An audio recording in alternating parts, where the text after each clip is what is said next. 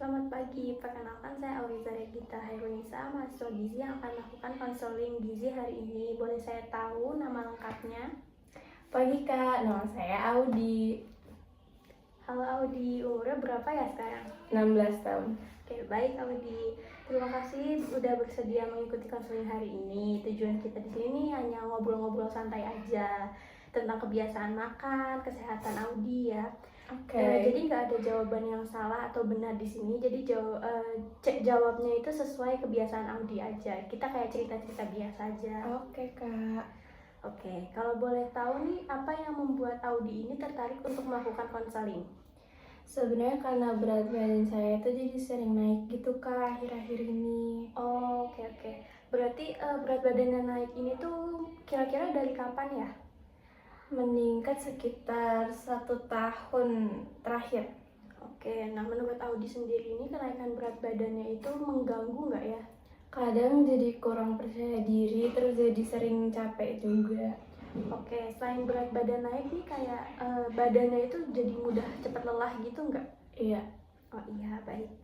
Jadi di sini saya akan menanyakan beberapa hal dan beberapa data dulu sebelum kita melanjutkan konselingnya. Untuk tinggi badan dan berat badan Audi ini sekarang berapa ya? Tinggi saya 158 cm, terus berat badan saya 65 kg. Oke, untuk riwayat penyakit, ada riwayat penyakit nggak ya dari keluarga, misalnya dari ayah atau ibunya? Ayah saya diabetes sih Kak. Oke, saya catat dulu ya, berarti ayahnya diabetes. Untuk pola makan nih, jadi kalau setiap hari kan sekolah setiap Senin sampai Jumat, nah itu tuh sarapan nggak ya sebelum sekolah? Biasanya sih jarang sih, soalnya bangunnya mepet gitu. Oke, dalam seminggu itu kira-kira berapa kali sarapan? Paling 2 atau 3 kali. Oke, 2 atau 3 kali aja. Kalau nggak sarapan itu biasanya jam berapa baru makannya?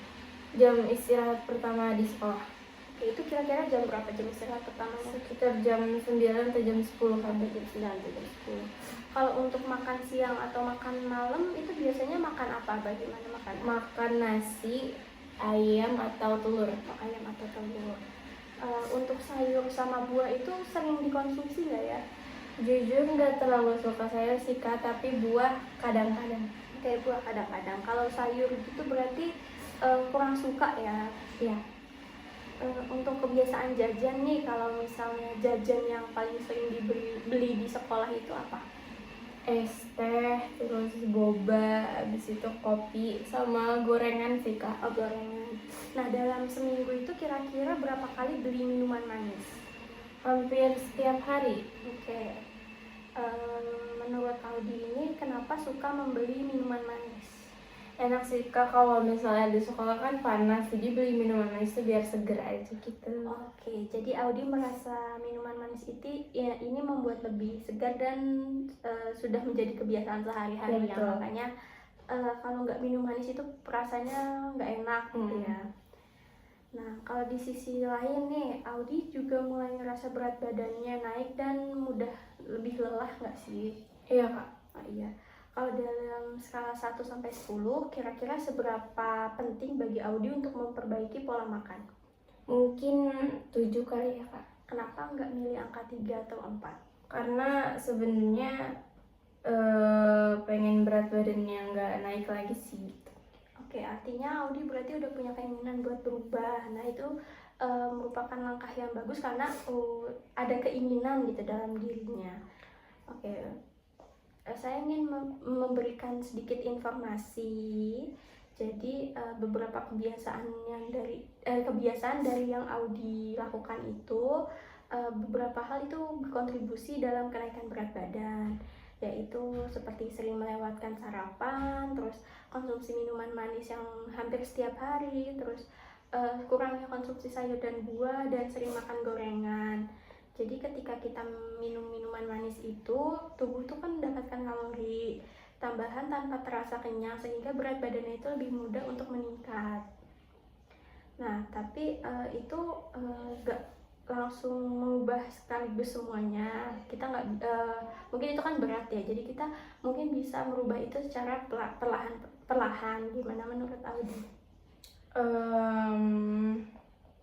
Iya sih Kak, betul. Nah, menurut Audi ini perubahan apa yang paling mudah dilakukan terlebih dahulu?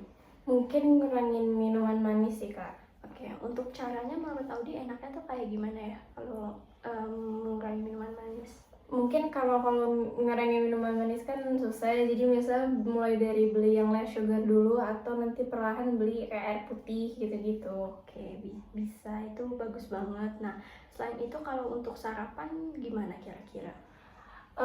Karena waktunya biasanya kalau bangun mepet, ini jadi bangun lebih pagi terus minum kayak roti atau pisang atau susu. Oke, nah menurut Audi apakah itu realistis untuk dilakukan?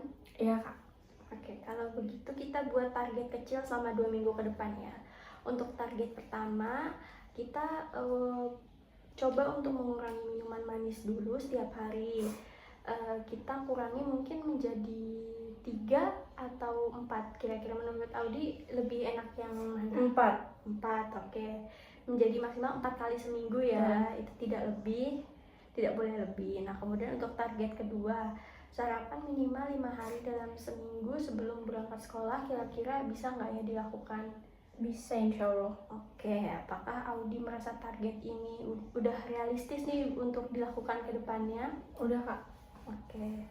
Nah, untuk membantu memantau, nah Audi bisa mencatat setiap hari misalnya apakah sarapan atau tidak, berapa kali minum manis, kemudian konsumsi buah atau sayur apakah dilakukan. Nah, menurut Audi apakah pencatatan itu bisa memungkinkan? Bisa Kak di notes HP sih. Oke, bagus.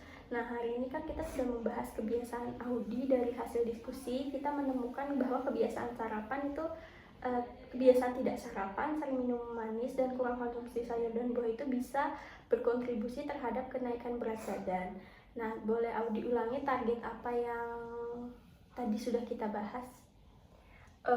Minuman manisnya maksimal 3 kali per minggu. Mengurangi minuman manis berarti habis itu sarapan minimal 5 kali per minggu gitu. Oke, bagus. Setelah sesi konseling ini menurut Audi perasaannya bagaimana? Apakah lebih paham atau bagaimana? Lebih paham sih Kak. Oke, senang mendengarnya. Terima kasih sudah terbuka selama sesi konseling ini. Semoga target yang sudah dibuat ini bisa berjalan dan nanti kita lihat lagi progres ke depannya di sesi konseling selanjutnya. Oke, terima kasih Kak. Iya, terima kasih juga.